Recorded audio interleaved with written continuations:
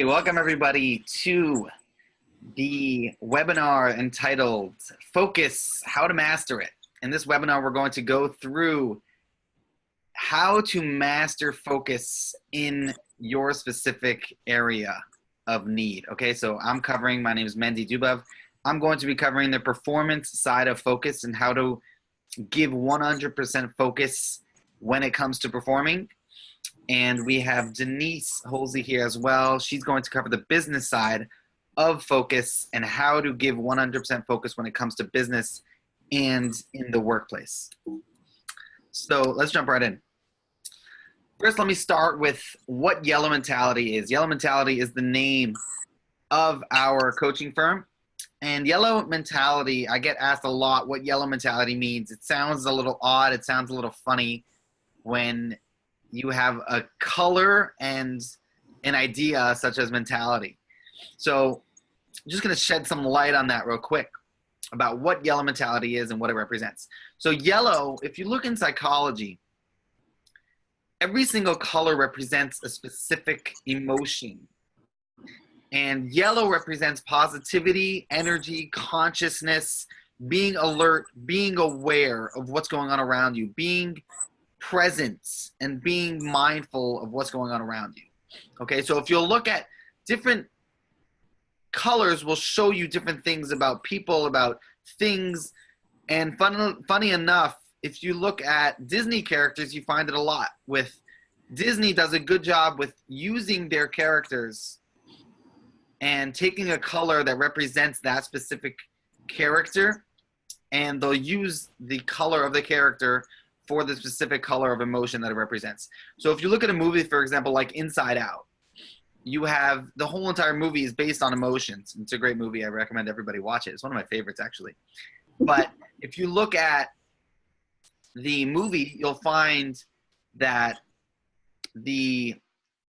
every single character represents a different emotion. So joy, for the sake of Yellow Mentality's explanation, joy is yellow in the movie. So yellow, in the sense of psychology and emotions, yellow represents positivity, energy, and being conscious. And mentality is your mindset. Mentality is the way your brain is conditioned, the way that your brain is wired. So yellow mentality, in essence, is your state of being in a moment. How do you come up? How do you show up in a specific moment when everything, all hell just broke loose and you just got let off from your job, or you just lost the national championship? How are you showing up in that moment? That is your yellow mentality. That is how your brain is wired and how your makeup of your brain. That is your yellow mentality. We just made it a verb.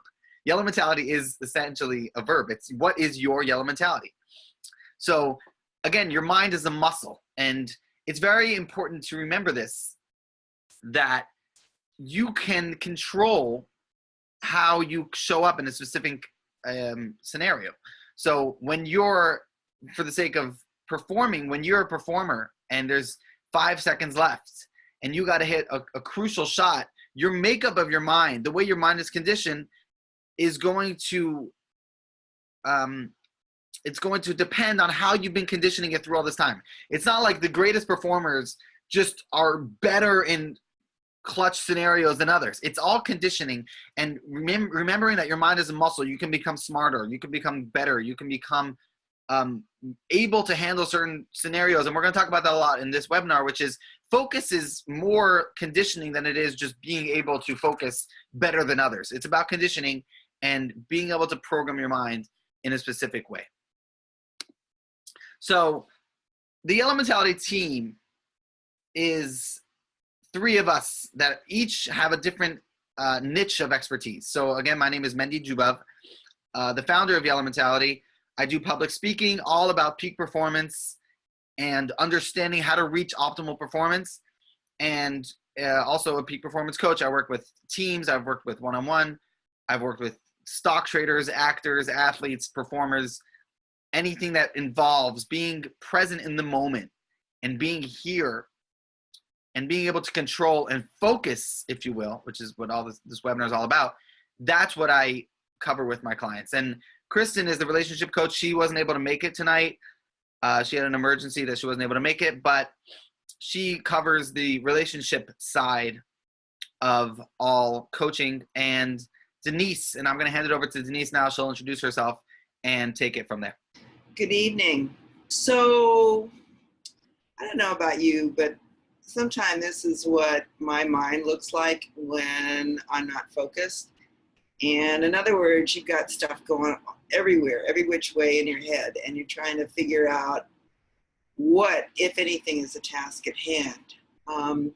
So being focused can really be a challenge, particularly if you're a high performer. But even if you're not a high performer, let's just say you're an average performer in the workplace, if you're not focused, it can create some big, big challenges for you.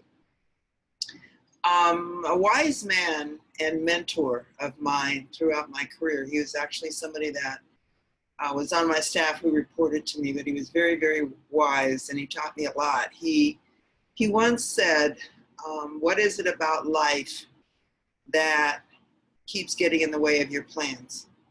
And that's pretty much, for many of us, that can be a typical day in the workplace. In other words, just imagine this. You're on your way to work and you get a phone call, for example, from one of your relatives who says that he or she it just got a difficult medical report which may be health critical. Or you find out from your assistant that he or she is running late and they have the material that you need to finish a very, very important project.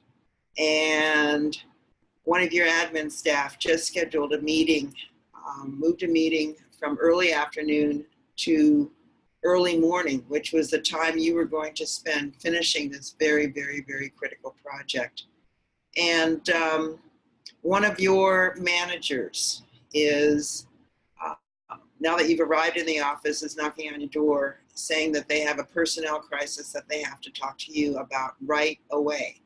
Meanwhile, your boss down the hall, as you rush to go get some coffee or a cup of tea, wants to rehash Monday Night Football. And you've got all these things that are going on at the same time, including you're getting all types of notifications from social media, the music world, the performance world, and you're even learning about the latest political issue that's on the forefront. So all these major distractions are keeping you from your task at hand, which is to finish this very, very, very, very, very important project.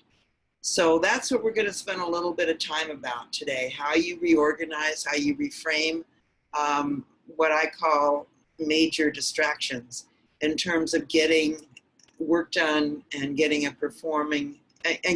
quality product completed. Tim Cook, who I think we all know is the CEO of Apple, one of his quotes is that when you have to focus, you have three options.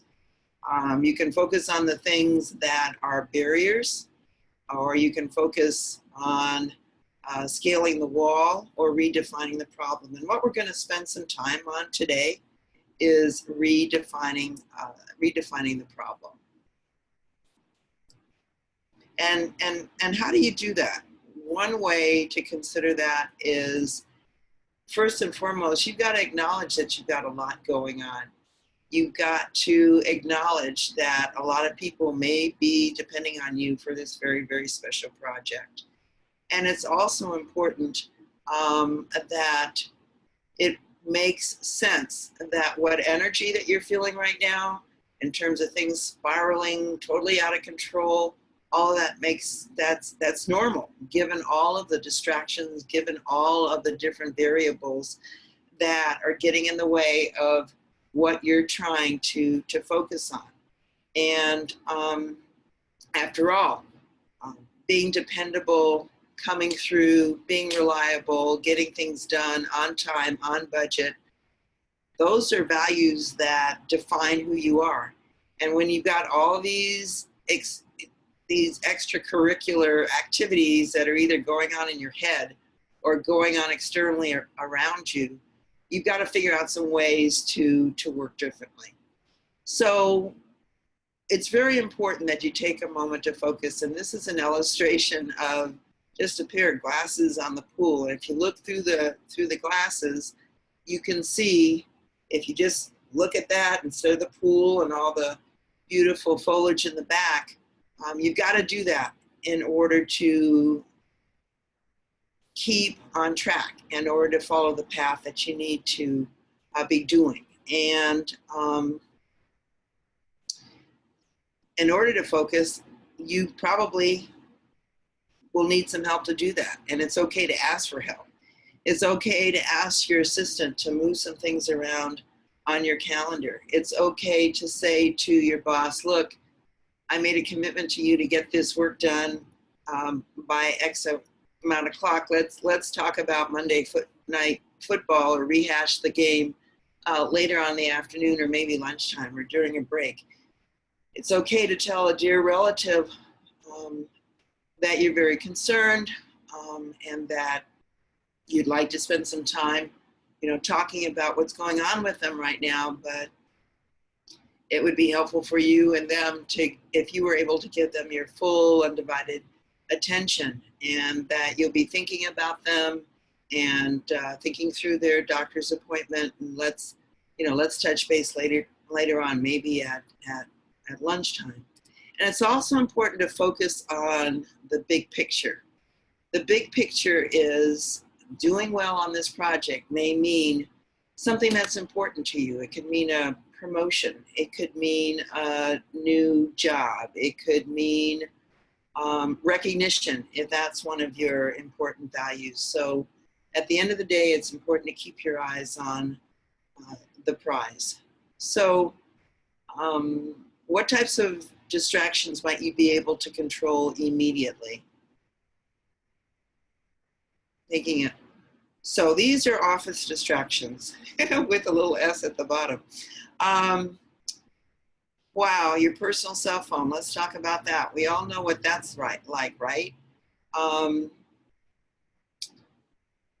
may be dating myself, but I remember back in the day, you couldn't even have your personal cell phones out with you at work. You had to keep them in your car, in your purse, or in your desk, and you weren't allowed to look at them. But we all know that life's a lot different now with social media and everything else.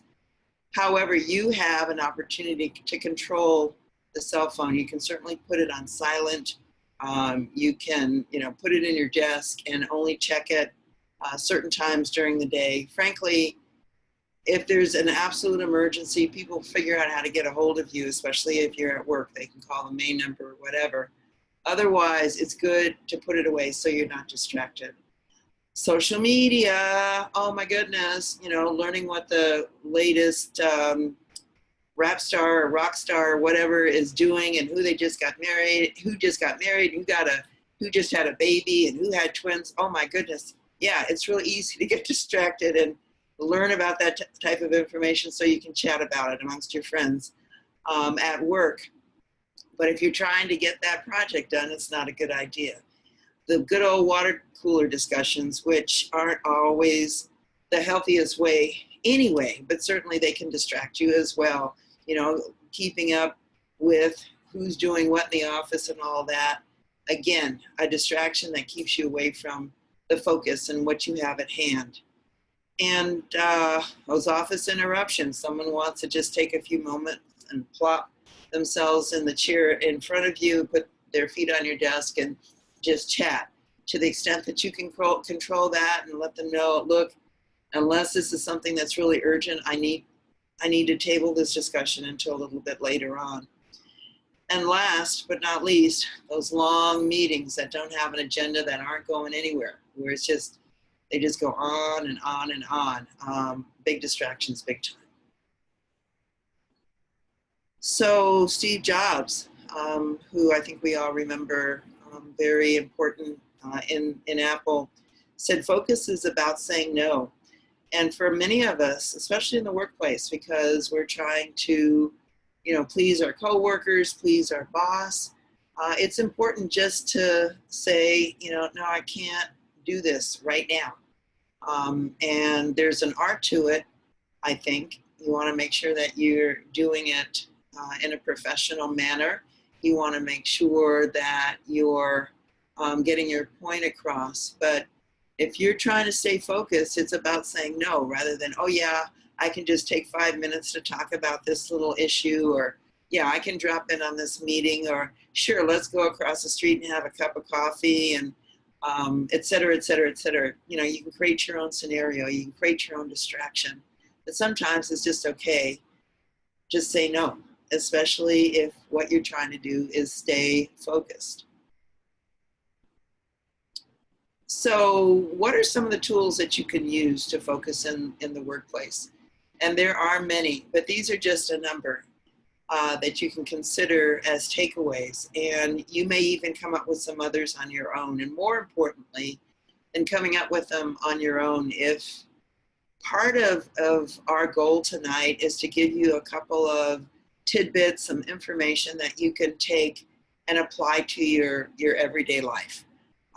So although this can be hard for many, especially people that like to procrastinate, and or they're very creative in their approach to projects, and so they like to kind of noodle over the project for a long time and then, you know, sit down at the last minute and crank something out. But remember, you can't always control those external things. So to the extent that you can attack or tackle the most important project first, that helps to remain focused in a big way. I strongly encourage you to close all your social media notifications and information. That's, you know, and you know what that is. That's Twitter, that's Facebook, that's you name it. That's, you know, your favorite news outlet that tells you everything from entertainment to politics. It'll wait. It'll wait. Who won this? Who won the, you know, Wimbledon? It'll wait. And so just put that aside for a minute. Something that I still do is I schedule distraction time. In other words, I realize that there are going to be distractions. There's going to be some type of crisis, be it a family crisis, be it something. And so on my calendar, I block a couple of hours a day and I call it distraction time. In the event that I am not distracted and nothing comes up, great. I just keep it moving and keep working towards whatever thing that I'm working on. But in the event that I am distracted, then I've given myself a cushion, if you will, to get some of the things done that I had planned to get done, because I compensated for the fact that life happens. Take breaks. This is really important. And it doesn't have to be a long break. It doesn't mean going to the neighborhood coffee shop or anything like that, but it's very important just to take 5 minutes and call it a adult timeout or just a moment for yourself to distract yourself from the situation and the product at hand. Maybe it means going outside, smelling the roses, enjoying nature. Maybe it's meditating if that's what's helpful for you, but just take some time out to do that. In terms of meetings, to the extent that you can control meetings, develop a protocol. Very important. Have an agenda. There's nothing more frustrating for you and or the people that are in the meeting not to understand or know why you're there and to go off on different tangents. In other words, I like to call that death by meeting, which is a whole nother seminar. So an agenda really helps to keep people on track and schedule how long the meeting is going to go. 30 minutes, 45 minutes, and when you're done, you're done. Assign a note taker, and believe me, you assign a note taker, and guess what? The note taker, and rotate that assignment. Nobody enjoys being the note taker, so they're going to make sure that the meeting moves along. And then lastly, create some boundaries, which I talked a little bit about earlier. In other words, saying no, saying I'll get back with you. All those are key in terms of staying focused on what it is that you're really working on and what you're really trying to achieve. Last slide.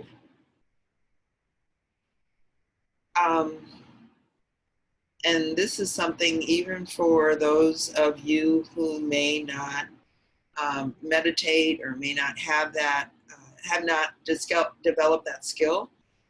Take 5 minutes to center yourself in the morning and set your intention, whatever that intention is.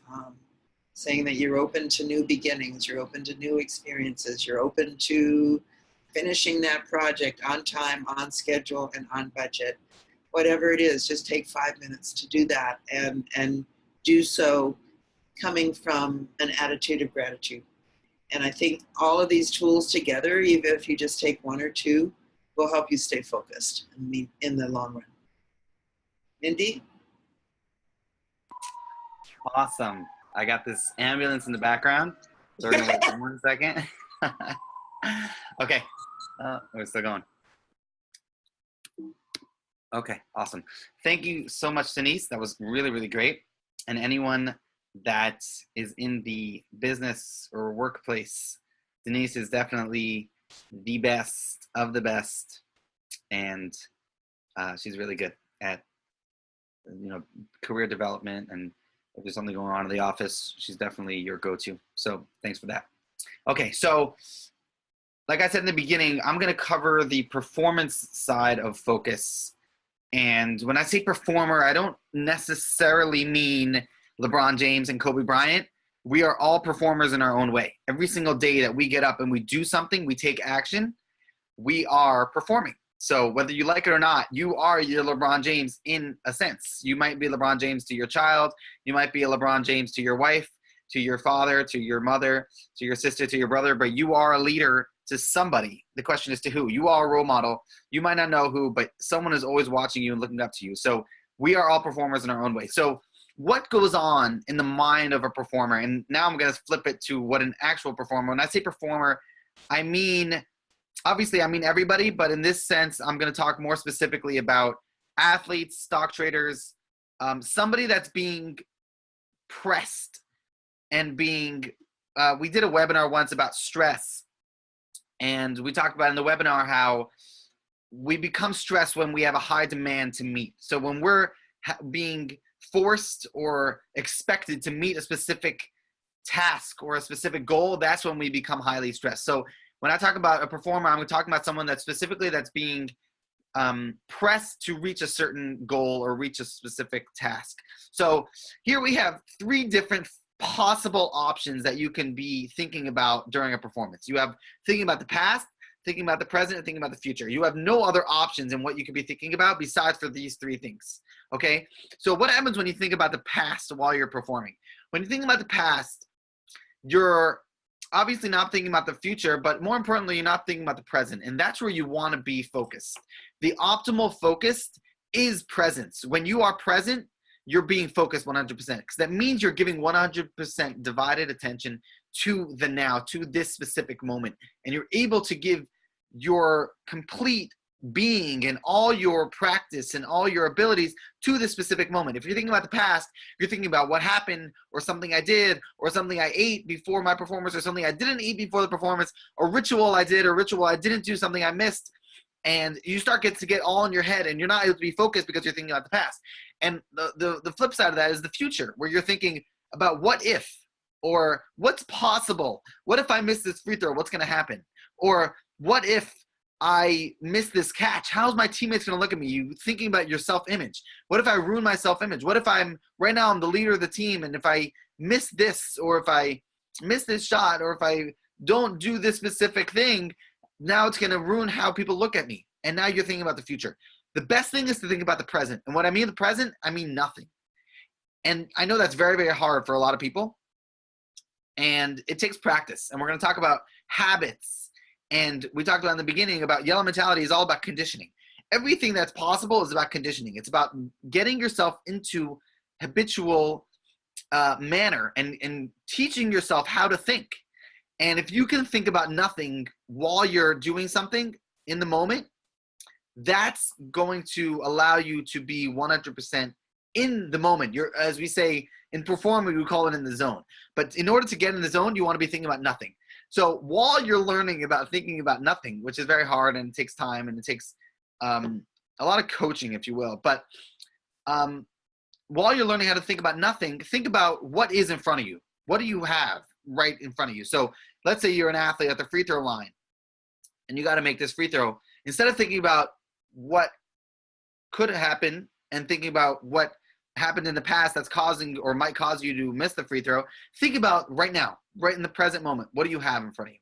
And when you are here in the moment, in the present, that's your best chance of being completely focused. Okay.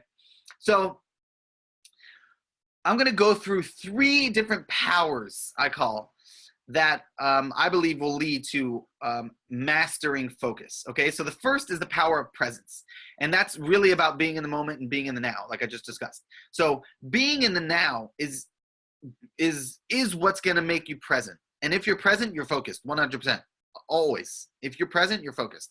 Okay, so staying in the moment, like I just discussed, be here instead of being what's could be in the future and what could have been in the past. Be here in the moment. And if you're here right now in this second, that's how you're going to be focused. Okay, another thing is to ask yourself, in order to master focus, is think about where your mind is. Where, again, are you in the past? Are you thinking about what's going to happen after the game, or what's going to happen if you miss, or what's going to happen after the game?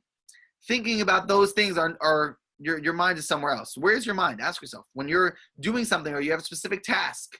Whether you're, you could be an athlete, or you might even be a stock trader, you might even be a ballet dancer, you might just be a regular person in work. Where's your mind in that moment where you need to be here in this specific moment right now? Another thing is paying attention to your thoughts. Where are your thoughts? Are they negative thoughts? Is it negative thinking, or are you positive thinking in that moment? Are you thinking about what if something bad happens, or what if something good happens? You always have those 2 sides that you can go to. If you find yourself thinking, oh, what if this messes up, or what if that messes up? Think about what if it doesn't mess up? What if it goes right? And what if it's good? And people might be like, oh, yeah, but then you're not being realistic. You're just thinking about, you're being naive and you're not preparing for the future. But I challenge that. And I say, if you're able to think about the positive in the moment and just get through that moment, whether it's 10 seconds, 10 minutes, 10 hours, 10 days, if you can just get through it thinking positively through that, it'll allow you to, your execution will be better because you're thinking about a positive outcome as opposed to a negative. So if you want to look at it from a black and white point of view, you can say the result's going to be the result no matter what. And now the process in what goes on between that can be positive or negative. And I think you're always better off thinking about the positive outcome as opposed to the negative, because if you look deeper into the mechanics of what's going on inside of your brain, you're more prone to get the result you want if you're thinking positive than if you're thinking negatively. And lastly, in regards to the power of presence, you have clearing the mind. And again, that's about thinking about nothing. But if you can't do that yet because you're still learning about what it means to think about nothing, it's about just being in the now. Be here. And one way to do that is breathing, and we're going to talk about that. It's another power that we're going to talk about. But breathe deep and think about what's in front of you. Just think about the task that you have at hand and keep it positive as opposed to negative. So there's a great line that says, "We are what we do repeatedly. Success is then not an action, but a habit." So we talked about conditioning is a lot of what Yellow Mentality preaches. And we believe that focus is exactly that. Focus is not something that you just stumble upon. And it's not just something that you're good at or born with. It's something that takes time and it takes practice. And becoming focused in whatever manner or whatever area you want to become focused in, it requires practice before that moment, or that one specific task that you want to be 100% focused for. It takes practice in order to be focused in that moment. Okay, so we're going to talk about the power of habits.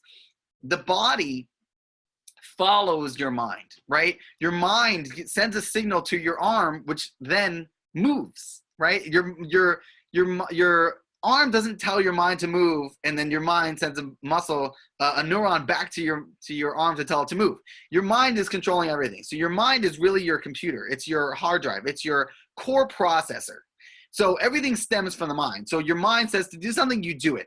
So the power of the habit, in this sense, focus, learning how to be focused, starts in the mind. So learning how to be focused in your mind is what's going to allow you to be focused later on, whether it's the free throw, whether it's that last second shot, whether it's the big meeting or the big question or the big move in ballet or the big line, whether you're acting, whatever it is, the big will you marry me, whatever it is, being ready for that moment is all preparation before.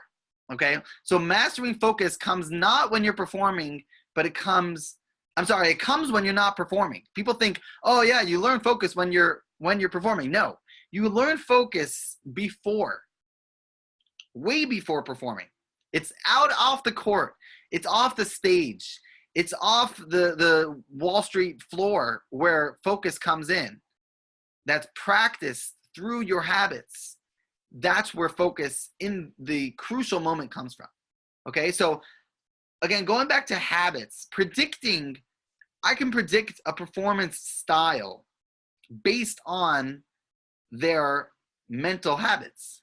Okay, so, and it's simple math. 1 + 1 = 2. If you are someone that's easily distracted off of the court, I will bet a lot of money that you will be distracted on the court. It's just very simple math. So if you can learn to become focused off of the court through a lot of different exercises that we use at Yellow Mentality that will allow somebody to become focused and condition their mind to learn focus and learn how to condition themselves to be in the specific moments and specific times, that's what's going to allow you to reach optimal focus, mastering focus. Okay, and then lastly, you have process versus results. Results doesn't always equal process, but process always equals results. What do I mean by that? I mean, if you win the lottery, that doesn't mean that you put in the work and you earned every single one of those millions of dollars. It just means you cheated your way to the result and you got the result without going through the process. But if you work, whatever it is, whatever amount of hours it is, with a clear strategy and your investment ideas and strategies are solid, it's just a matter of time until you see the results. And if you're not getting the results you want, all you have to do is just switch a little thing that's going on in the process, and then you'll start getting a different result. It's just a matter of changing the way you do something, which will get a different result. But the fact is, whenever you do something, the process will always follow a result.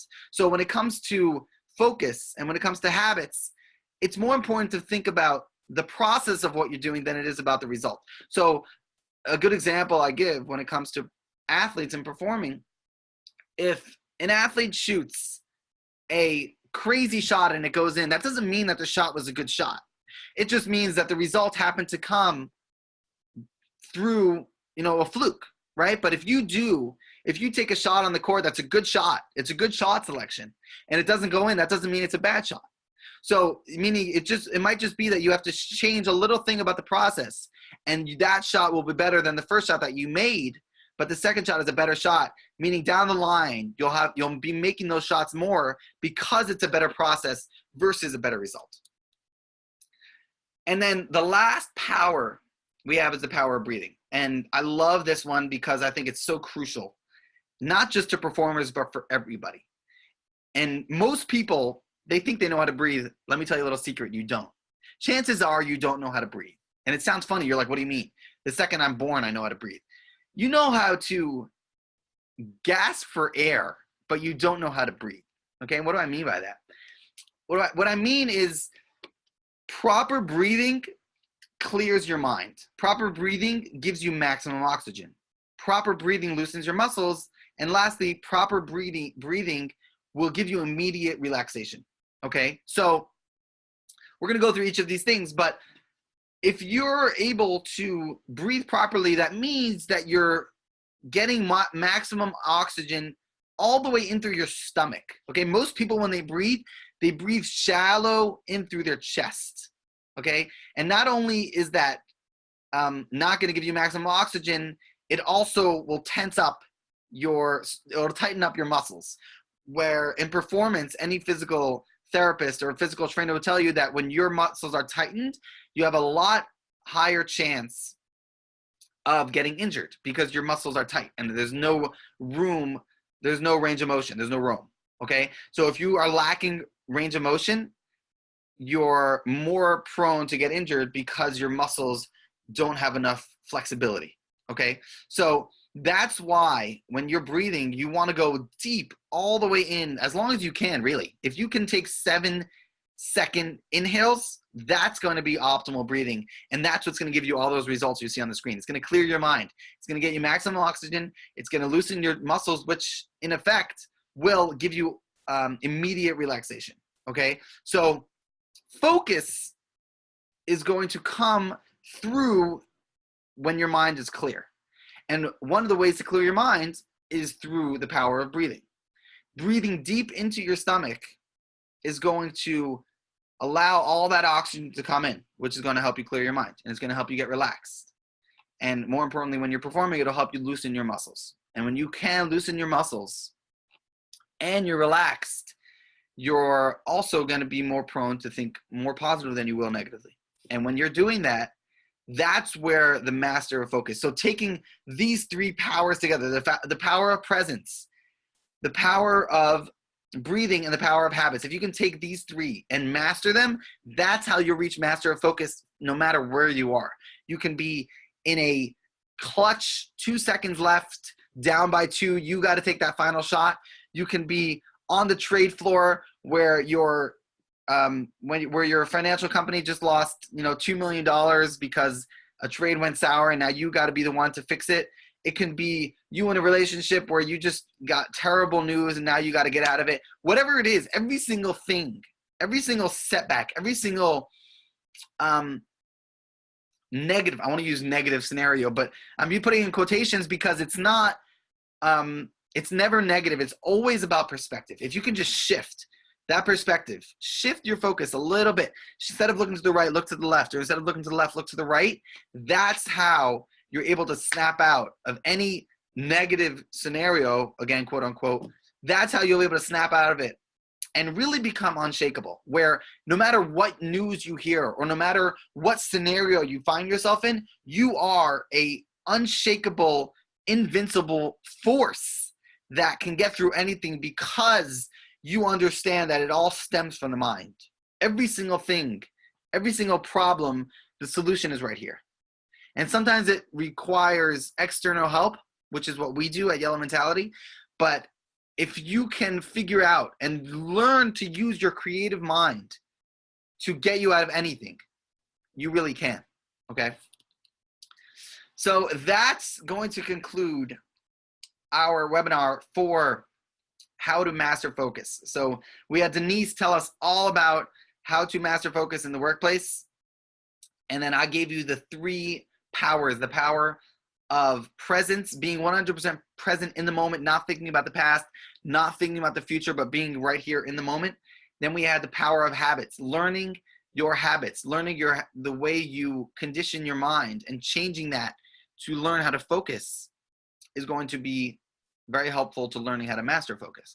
And lastly, we had the power of breathing. Deep breathing is going to allow you to become fully relaxed, and it's going to help you clear your mind. So anyone have any questions? We're going to open up for questions for a little bit, and then we'll wish everybody good night. Okay. And before we go to the question, we have a question from Michael, but before we have a question, if you want to learn more about Yellow Mentality and what we do and how we can help you, go on to yellowmentality.com. If you have any questions, you can send us an email from there, yellowmentality.com. If you're on Facebook and Instagram, join us. We're on those platforms.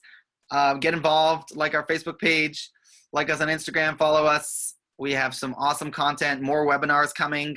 really good webinars coming. I can tell you that just from what I have planned.